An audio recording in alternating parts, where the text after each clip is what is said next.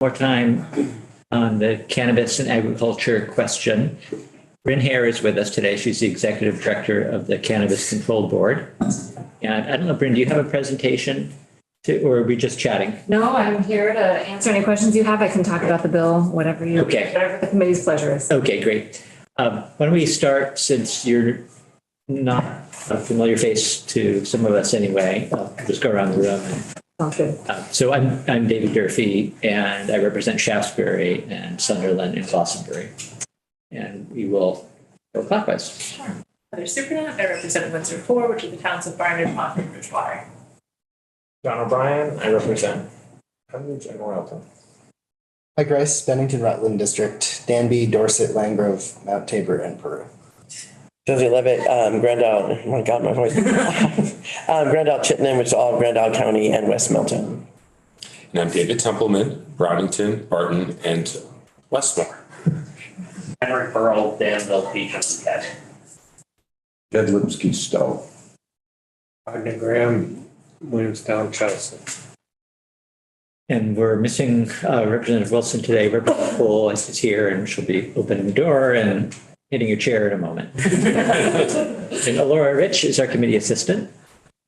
We don't have anybody else on Zoom or in the room, so I guess we'll let you introduce yourself, Bryn. All right, well, it's wonderful to see some familiar faces and to meet the rest of you. My name is Bryn Hare. I'm the executive director of the Cannabis Control Board. Very happy to be here. Haven't been with this committee at this session, so glad to be with you. And happy to answer any questions about the nascent cannabis industry or the Cannabis Control Board. We're obviously a very new agency. And also just happy to talk about H270 if that's what you'd like to do. And give you an update on its progress, tell you what it does. Maybe that's a good place to start. Yeah, we're H270 is the miscellaneous cannabis bill. We passed it out of the House some weeks ago. Yes, yes, you did. So your Committee on Government Operations handled getting that bill through the House, went to the Senate, was assigned to the Senate Economic Development Committee. Senate Agriculture did take a look at it and offer some suggestions for amendments, which were adopted by the Senate Economic Development Committee. Also the Senate Committee on Health and Welfare also looked at some provisions of the bill, and they also offered some amendments. So anyway, it was voted out of Senate Economic Development on a 5-0 vote, I believe. And now it's in Senate Finance, and they are considering some small amendments. After that, it will go to Senate Appropriations, and then it will go to the Senate floor and back to you. So that's where the bill is. And one significant change that was made in the Senate so far is the change that was recommended by the Senate Agriculture Committee, which was to include a provision that was actually added last year that provided a limited set of farming exemptions to small outdoor cultivators. That was a decision that the legislature made last year, a policy decision. And Senate Agriculture Committee recommended that limited subset of farming exemptions or benefits that are associated with farming be expanded to all cultivators that are growing outside. So happy to talk about that section if you'd like, or go through the whole bill, whatever the committee would prefer.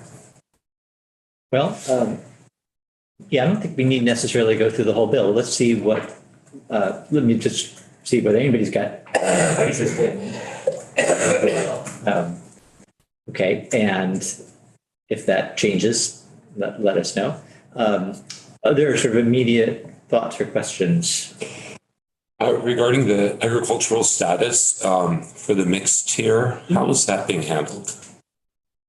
So the provision of the bill that addresses the agricultural sort of farming benefits, the lead-in language that kind of provides those benefits to all outdoor cultivators provides that if you're cultivating cannabis outdoors on a plot of land, so our mixed cultivation tiers are allocated an indoor portion, so they've got like a limited set of an indoor grow that they can use, and then an associated outdoor portion. The outdoor portion grows as the tiers go up, the indoor portion stays the same. So if you're a mixed cultivator, you are in all likelihood using your outdoor portion of your grow, so that would also apply to your outdoor portion of your grow. But not the indoor. That's the way I read it, yes. Yeah, okay. So just, can you review again what existing law says as it relates to farming? Absolutely, and if it's helpful, we can put the bill up on the screen. Sure. That'd be great. You have access to share? I don't have access. And also if the committee, I don't know if the committee assistant is comfortable pulling up a bill to put on the screen. You can also just do it that way. Sure, yeah, I could. It's probably easier if you do it though. So that way you can scroll at your own pace. Sure thing.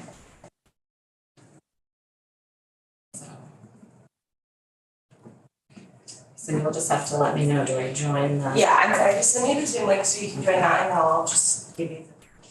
Okay.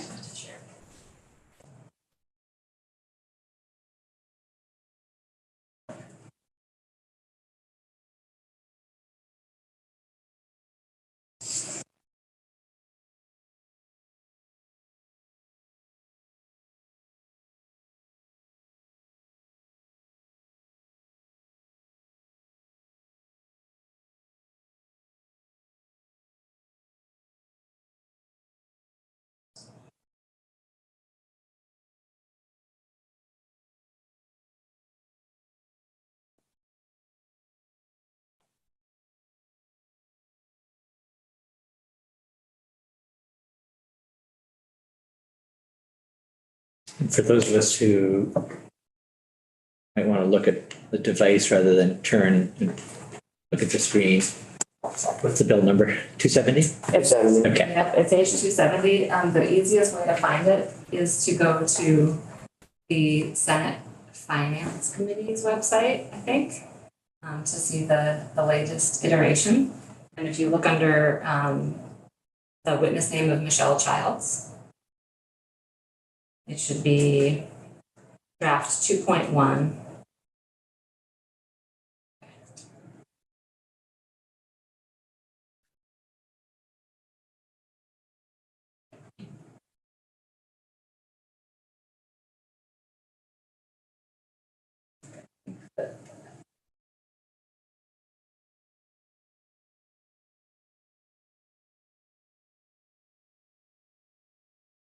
So for those of you who are looking for it on your own device, H270, Michelle Childs, draft 2.1, and it's section 6. So that is what I was worried about.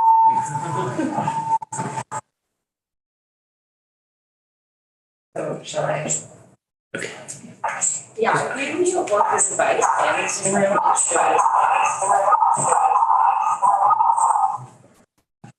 See if that helps. There we go. That's perfect. Okay. Yeah. Thank you. So section 6 is 7 VSA 869, and this is the piece of the canvas laws that was amended last year. You can see the structure language on line 5. So originally last year, this subset of benefits applied just to the smallest tier of outdoor cultivators, which is a statutorily defined term as you are growing outside on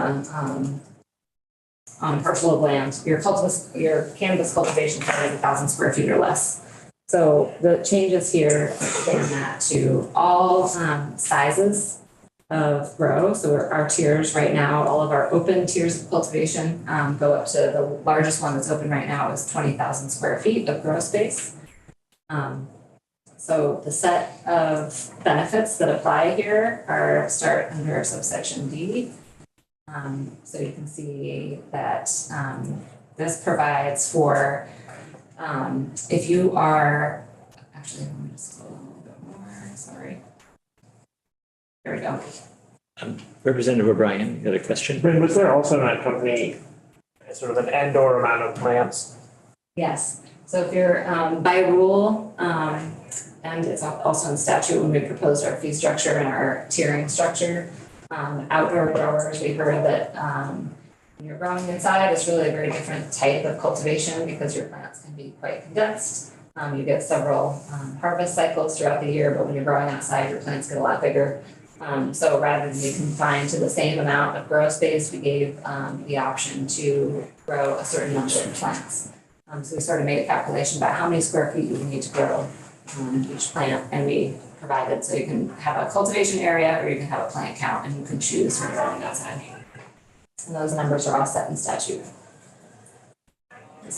So subsection F, here are the changes that were proposed by the Senate Agriculture Committee.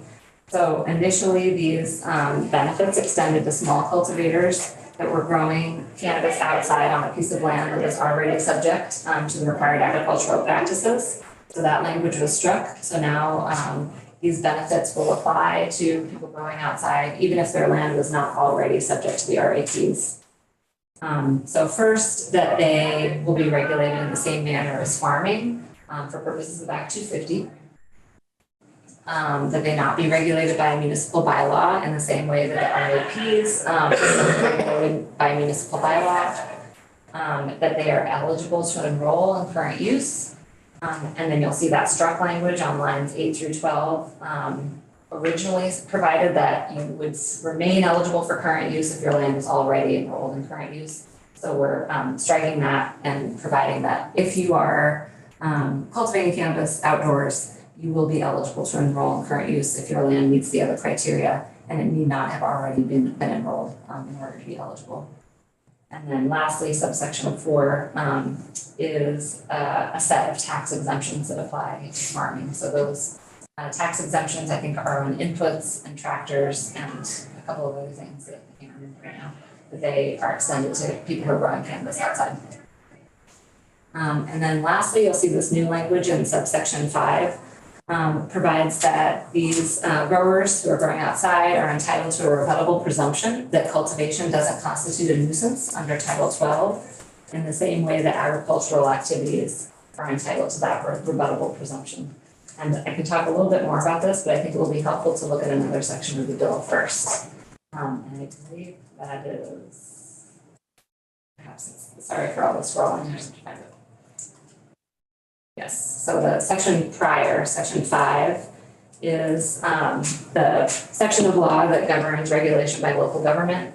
So Sorry, what page are you on there? yes, so this is page 5. Section 5. Sorry to go backwards here. So this is all existing law that was established as a part of our enabling legislation when the legislature authorized, the regulated sale of cannabis. This was what the legislature did with respect to local government. So local governments can establish local cannabis control commissions, and those local control commissions can administer local control licenses for any cannabis establishment that's operating in the borders of their municipality. But then you put some limits on that, which are in the next section. So municipality shall not prohibit the operation of a cannabis establishment within the municipality through any ordinance or bylaw. And the Cannabis Control Board sort of came to the legislature and shared that what we are seeing in this brand new sort of nascent industry is that some municipalities are regulating cannabis establishments through ordinances or bylaws that may have the effect of prohibiting the operation of those cannabis establishments within their borders. So they are sort of going through their lawful channels of regulating, but the effect of those regulations will be that a cannabis establishment really can't operate there. So when you're saying, I'm sorry, can I? Yeah, go ahead, yeah. So when you're using the term cannabis enterprises or establishments, you're not including retail in that, because that is very, Exactly. yeah. Right, so municipalities cannot prohibit the operation of any type of cannabis establishment except for retail establishments, as you pointed out. The enabling legislation provided that municipalities have to opt in order to host a retail establishment. So voters have to essentially take some action in their town to indicate whether they would like to host a retail establishment. But for all other types of licensees, so your growers, your manufacturers, your wholesalers, the legislature put in this limitation in the original bill that created for this industry, that municipalities shall not prohibit the operation. So this language here on lines sort of 17 to 18 essentially sort of clarify that original legislative intent. So municipalities shall not prohibit the operation and they may not regulate an establishment in a manner that will have the effect of prohibiting the operation of the cannabis establishment. So Representative O'Brien. Does this count for indoor too? Yes. I'm just wondering if I build a building for indoor grow, am I subject to Act 250 and DRB review? Yes. Yeah, so that section that we looked at before, section 6, that expands those limited set of farming benefits does not apply to the indoor cultivators. So now we scroll backward to section 5, and this is the sort of overarching municipal authority statute, and this applies to everyone, not just the outdoor growers. So are you able to give us an example or talk through what it might look like to regulate in a manner that effectively prohibits the operation? Sure. So, for example, under an ordinance, a municipality may provide that there can be no smell of cannabis at the boundaries of the property line, and that may wind up having the effect of prohibiting the establishment from operating there, depending on the size of the parcel of land where the cannabis grow is located. That may not be possible for a licensee to achieve. So that's one example. So the underlying language is proposed to prohibit that, Yeah, so that, prohibit the regulation, yeah. right, so that underlying language was sort of an addition in order to clarify the original intent of that language, which is that municipalities shall not, write a bylaw, for example, that says no cannabis establishment shall operate here, but they also can't regulate in a manner that would have the effect of prohibiting a cannabis establishment from operating there. And then if you look at the section just above that, subsection C, as I was talking earlier about those local control commissions, the board by statute has an obligation to ensure that the applicant has received their local control license if that applicant's jurisdiction has a local control commission. So this language, new language on lines 11 and 12 provides that the board doesn't have to ensure that a local permit is received by the applicant if the board finds that the municipality has exceeded its authority under the statute. So those two additions sort of work in tandem. So there's the clarification to the legislative intent and then the provision that the board doesn't need to ensure that there's a local control permit if we find that they've exceeded their authority. Representative Levitt? How would they have exceeded their authority? If they were operating or regulating in a manner that would have the effect of prohibiting the operation of the establishment within their jurisdiction. In using that example that you mentioned a couple times now, smell, it's possible that in some municipalities you could have a regulation that says that specifically, smell can't cross property line. And Sorry. there were operations in parts of the town where that actually wouldn't be a problem. I mean, maybe if you confined the growth to a section of the property and it was a large parcel. So are there cases where you could use this language, but in some cases they would have a bylaw that worked, and in some cases they have a bylaw that didn't work? Yes, I think that's where the board sort of our ability or like authority to decide whether or not the municipality's governance was having the effect of prohibiting the operation would come in. So if they were regulating in a manner that wouldn't work in one place but does work in this place, they wouldn't effectively be prohibiting the operation. Representative Lipsky. Have there been any studies that it's 600 lineal feet typically the smell of cannabis dissipates, or 300 feet, or, how far? I imagine that would be heavily dependent on a number of. on wind and slope and maybe Genetics. but it might be 1,000 feet or a half a mile. What if it's windy? Yeah, so. Smells are weird, I mean. Representative Templeton. So regarding these ordinances and your authority to determine that they are not applicable to cannabis, is that only for outdoor cultivation or is that also for indoor? Right, so this section of law, section 5, is the municipal authority statute, regulation by local government.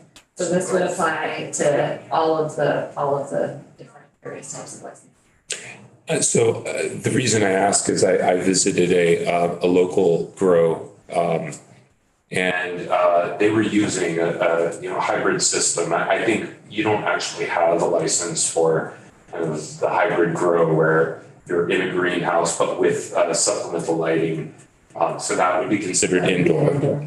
So, but they were getting light complaints. Is that an example of where there may be overreach from the municipality or? It is an example. I think that there are options for light control that there maybe aren't for smell control, for example. So like a greenhouse that's using supplemental lighting could do the blackout sheets in certain circumstances. So you as a board would go and make these suggestions to the cultivator?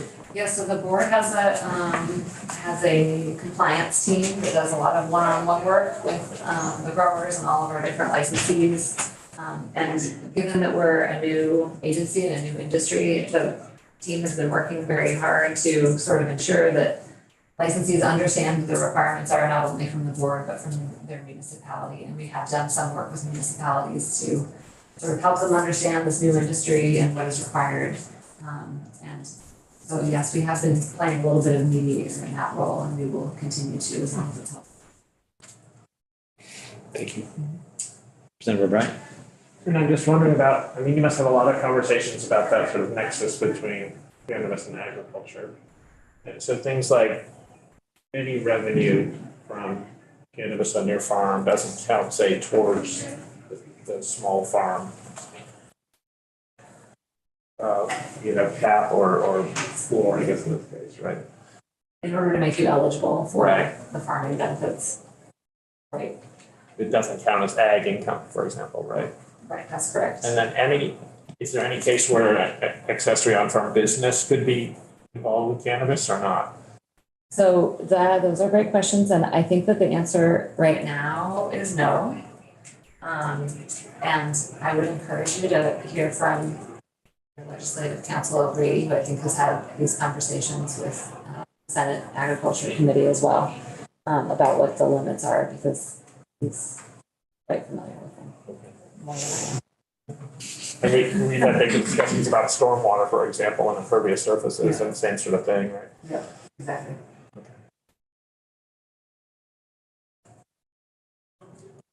Bryn, we heard a little bit last week, I think, from some advocates about the size of the market.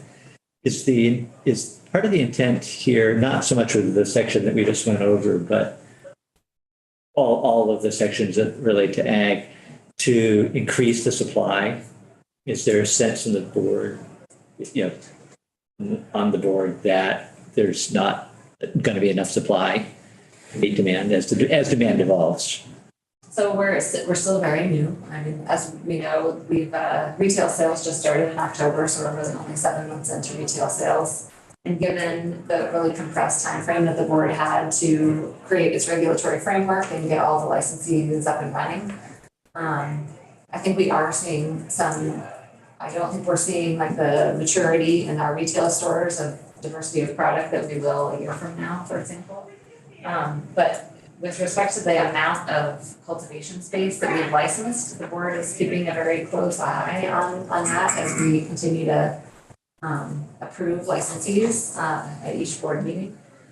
So this committee might remember that last year we had a part of our recommendation to the legislature about our fee structure was a economic model that we worked with a consultant to develop, an economist, set of economists to develop this economic model that helped us figure out what the target amount of cultivation space would be in order to meet the demand in Vermont for cannabis. And that model sort of gave us a square footage that we're aiming at. And the caveat there is that it's very heavily dependent on how many people are growing inside and how many are growing outside. Because as we know, if we're growing outside, then we're gonna have these big peaks in supply at one time of the year. Whereas if you're growing inside, you've got sort of more steady flow of products. So one of the original legislative mandates was that the board do everything in its power to ensure that the market was sustainable, environmentally sustainable. So we really prioritized outdoor growers in every way that we could. And I think we achieved a lot of success there. Most of our growers are growing outside. It's a much smaller number that are growing inside. So we are keeping track of both of those things, the amount of square footage of licensed space, but also how many are growing inside and how many are growing outside, so we can meet the target amounts of cultivation space that we need in order to meet demand. So that is a really long-winded answer to say I don't think that there is a concern just yet about not being able to meet the demand. In fact, the legislature sort of directed to us to prioritize the small growers, prioritize the illicit market participants, legacy growers. I think that we have some indication of success there, given that the vast majority of our licensed cultivators are small, or 9,000 square feet or less, and are also growing outside. So I think that the hope was that we would be able to meet the demand within the state, relying mostly on those market participants. And so far, it's looking good. Other questions? Representatives?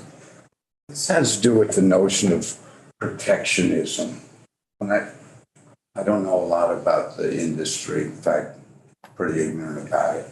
But when the people that are first in and get set up, either indoors or outdoors, and your control board decides that this is an optimal, sustainable, but there might be a farmer down the road that is qualified, capable of growing, or there might be 700 farmers down the road around the state. They're shut out of this opportunity to produce product. And you do that to protect those that were first in and prohibits them from the opportunity of enterprise. So it's a notion that I'm concerned about.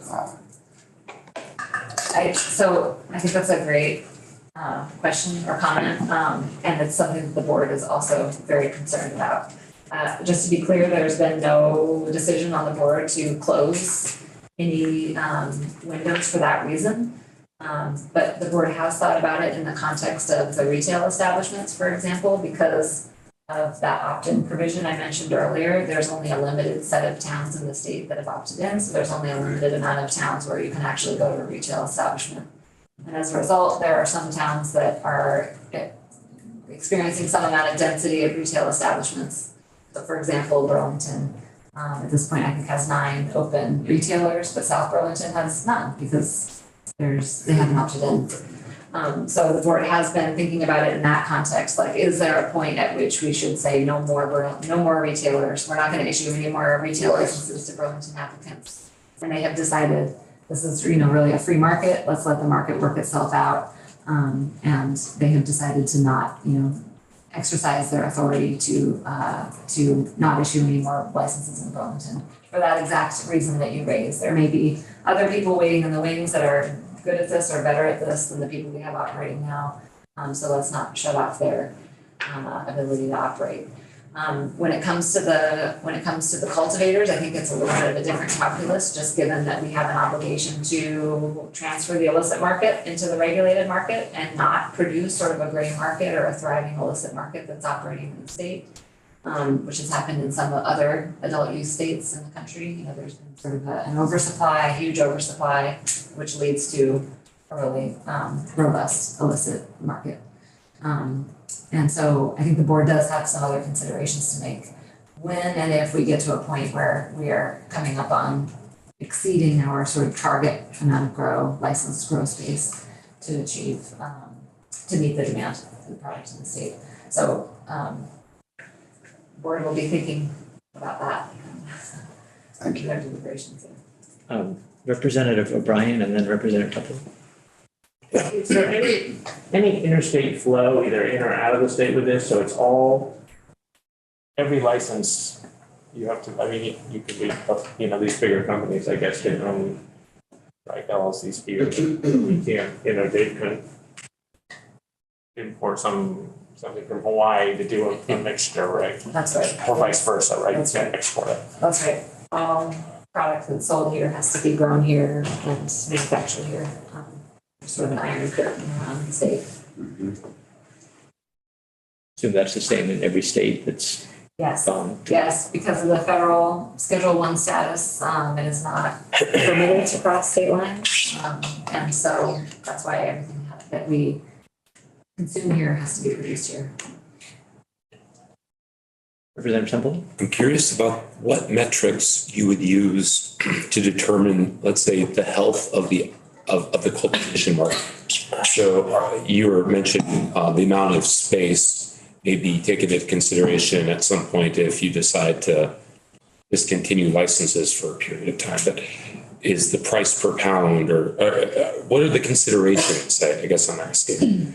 Yeah, so that, you know, I think one of the benefits of being a little bit late to the adult use cannabis, legal adult use cannabis in Vermont is that we've gotten to see what's happening in other states. And I think there are a lot of lessons to be learned in many of those states. And one of them is sort of what I was mentioning earlier. In the states that have prioritized or have given a lot of licenses to outdoor growers, there are these sort of giant peaks in the supply during certain times of the year. And that can lead to, you know, many things, including diversion to the illicit market. It can lead to price crashing. And all of those things are, I think, on the board's radar to consider when we're determining whether or not we should close windows for cultivation. But luckily, we're still in our we're early life right now, so we're seeing strong pricing at the moment. But all of those sort of lessons learned from other states are definitely part of the board's considerations in how it's going to choose to close license windows. Representative Fritz?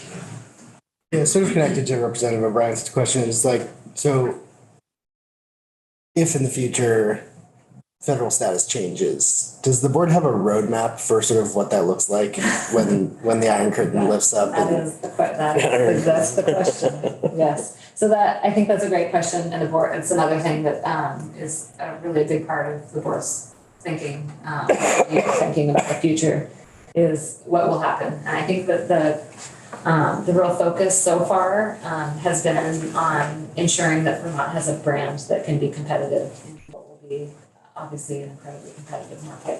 And since we are so small, I think that the board's sort of considerations of how to make sure that our brand is able to compete or have been really focused on sort of our set of priorities. If you go on our website, the board has developed like this list of priorities that are guiding all of the work that they do. So environmental sustainability is a big one. Consumer quality of the product, that our consumer protection. I would say that a large portion of our regulations are devoted to consumer protection and the quality of the products. From, you know, our testing requirements to our, you know, our input requirements, the whole sort of picture. So I think that's been really the way that they have thought about it so far, is how to make sure that the Vermont brand is really strong and representative of the kind of quality products that Vermont is known to produce. And so that's been the focus so far. But it's a great question, and it's definitely a part of what we're thinking about all the time. Anything else that you want to add, Bren, or closing remarks or anything that came up that you thought of while we were asking questions? Well, you know, I would be happy to come in and provide sort of more of an overview for the committee if you would like. I know you're getting to the end of the session, so you probably don't have much time for that right now, but I think just my closing remarks would be that, when H270 does come back, I think the sections that I went over, sections 5 and 6 were the sections that were recommended by the Agriculture Committee. The board is in agreement with all of those changes. And we do think that it's gonna provide a measure of clarity to the municipalities who are regulating these businesses, and also some clarity to the growers who, because this is not an agricultural product, I think it's gonna deliver some measure of clarity about the farming benefits that do apply, and the land use requirements that do apply for growers that are growing outside. So I think those would be my final comments, that the board is supportive of those changes. Great, thank you. Representative O'Brien? Does the board have conversations about the tension between, I was just thinking like if Union Extension wanted to do cannabis research, anytime you get into, or if you have NRCS grants as a farm, if you want to grow cannabis, I mean, you keep running into these sort of Yes. red flag areas with the federal government? Absolutely, and I think, the way that we have tried to deal with, the sort of federal prohibition with respect to farming so far is to let applicants who are existing, who sort of are operating existing farms, that if they're receiving any sort of federal benefits, that they could be jeopardizing those benefits if they do obtain a cannabis license. So we have information on our website for folks like that. Our licensing team is well aware of those tensions and are sort of talking applicants through what they could be jeopardizing if they did get a license. So that I would say from sort of a growing perspective, that's how we're dealing with it.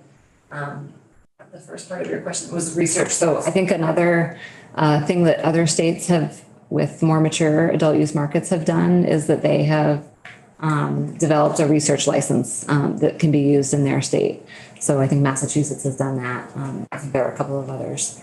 But given the newness of our industry, I think the board hasn't come in with a recommendation for that license type yet, but I think we may in the future.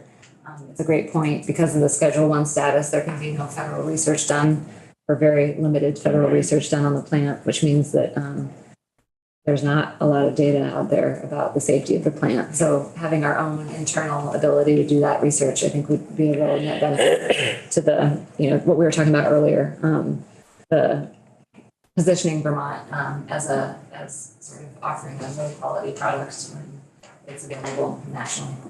Senator Lipsky?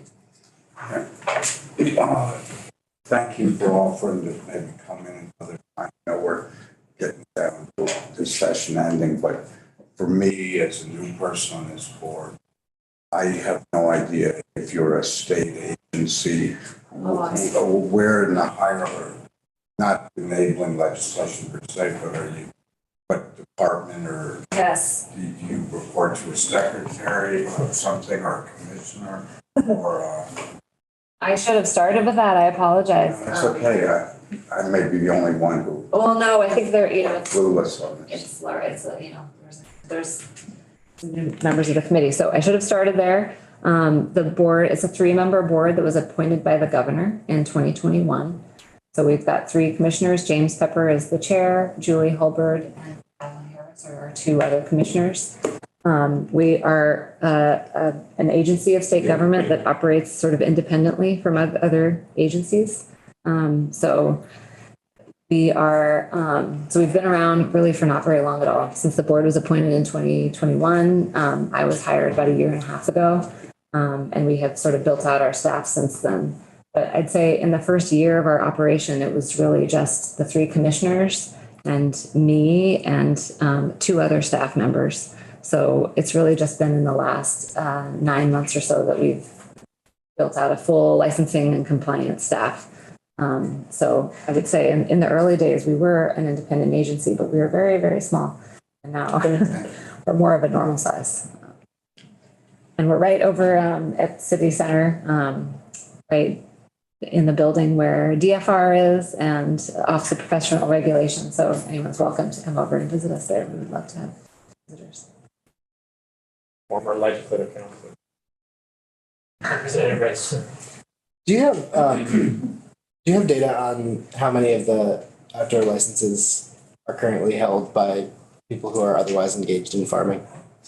So, so we are not, to the extent that we are sort of coaching people about what they would be jeopardizing if they are running a farm that receives some sort of federal benefits, we are not collecting information about who is and who's not. And I think, we decided to not do that for a few reasons. But it is an interesting question. I suspect that it's not many. I think that farmers that are receiving those benefits are being coached from multiple different angles, that it's not in their best interest to obtain a cannabis license, given how what an impact it could have on any federal support they get.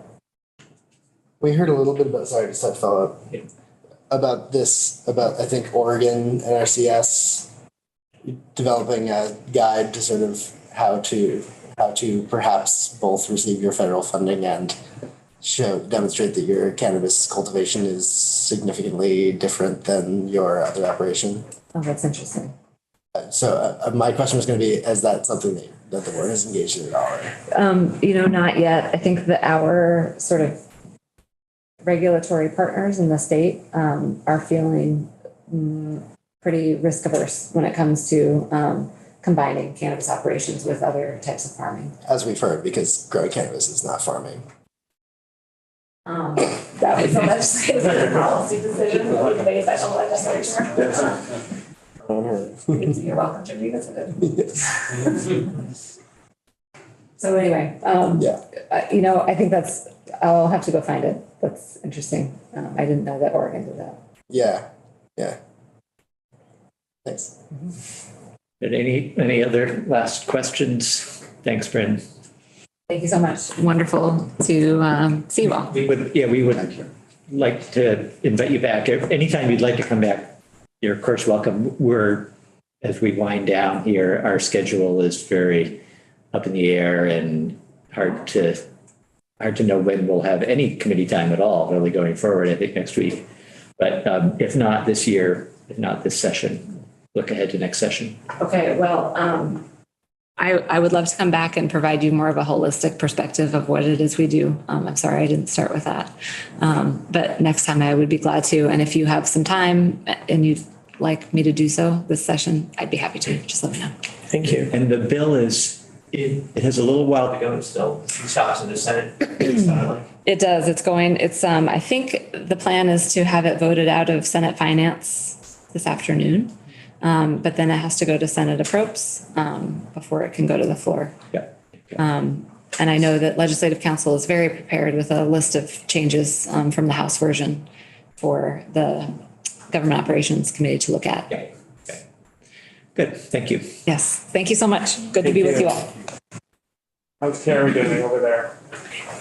He's doing well. I think We're all set.